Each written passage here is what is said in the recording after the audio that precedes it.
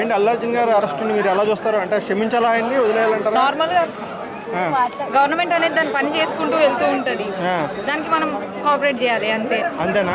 అంటే ఆయన అనుకోని సంఘటన కదా ఇది, ఆయన క్షమించాల్సిన అవసరం లేదంటారా? ఎవరు కావాలని తప్పు చేయరు, కానీ అదేదో అయిపోయింది. సో మనం గవర్నమెంట్ దాన్ని పని చేసుకోబోయేటట్టు చూడాలి. సో ఇది ఒక గుణపాఠం లాగా అల్లు అర్జున్ గారు అందరికీ గుణపాఠం లాగా దీన్ని తీసుకోవచ్చు అంటారా? అంటే ఏదైనా బయటికి వెళ్ళేటప్పుడు చూసుకుంటూ మనం నడుచుకోవాలి. ఏంటన్నది కొంచెం అంచనా వేసుకుని వెళ్ళాల్సిన అవసరం ఉంటుంది.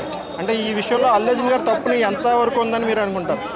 లేదు, తను నార్మల్గా తన మూవీ కోసం అని వచ్చారు, కానీ అది తప్పు చేయాలని అనుకునే వ్యక్తి కాదు అతను. ఆయన ప్రతి సంవత్సరం ప్రతి మూవీకి వస్తూ ఉంటారంట.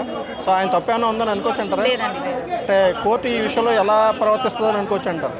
అది కోర్టు నిర్ణయం. కదా.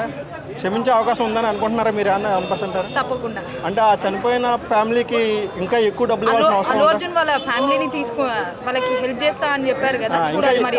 5 లక్షలు ఇచ్చారు, ఇంకా ఎక్కువ ఇవ్వాల్సిన అమౌంట్ ఎక్కువ పెంచాల్సిన అవసరం ఉందండి. ఏదున్నా కన్న తల్లి లోటు అనేది తీర్చలేము ఎవరమన్నా. సో చూద్దాం అది ఏమవుతుందో. ఓకే అండి.